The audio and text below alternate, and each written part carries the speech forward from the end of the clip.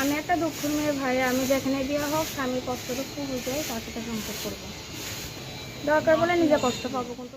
আসসালামু আলাইকুম দর্শক, আপনাদের প্রীতি ও শুভেচ্ছা জানিয়ে শুরু করছি আমাদের আজকের প্রতিবেদন।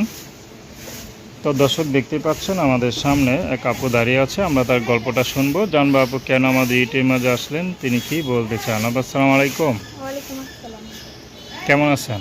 আছি ভাইয়া, কোনো মতো ভালো। নাম কি আপনার? মেঘলা। মাশাআল্লাহ, খুব সুন্দর নাম। মেঘলার আপুর বয়স কত? 18। বিয়ে শাদী হয়েছে? হয় না। কি করেন?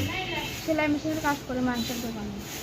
আচ্ছা, মানুষের দোকানে সেলাই মেশিনে কাজ করেন। জি। পড়াশোনা করেন নাই?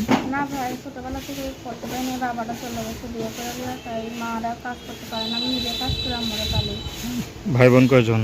আমরা দুইটাই বোন, আমার ছোট একটা বোন আছে আর আমি বড়।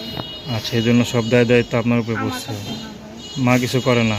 মা কোনো কাজ করতে পারে না, ঘরেই থাকে, তাই প্রতিবেদন আসছে যে একটা ভালো মনের মানুষ পাই, হ্যাঁ প্রেম ভালোবাসা করবো না, আমি বিয়ে সাথে করবো। আচ্ছা, প্রেম টেম করেন না এর মধ্যে?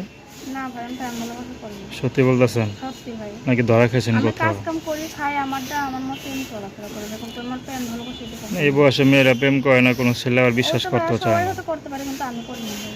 আচ্ছা, যদি লাগা খোঁজ খবর নেয়, ভালো তথ্য পাইবো তো? হ্যাঁ ভাই পাইবো। আচ্ছা, থাকেন কোথায়? থাকি তো ভাইয়া সিলেট সুনামগঞ্জে। আচ্ছা, তো সুনামগঞ্জে কোনো ছেলে যদি বিয়ে করতে চায় করবেন? হ্যাঁ করবো।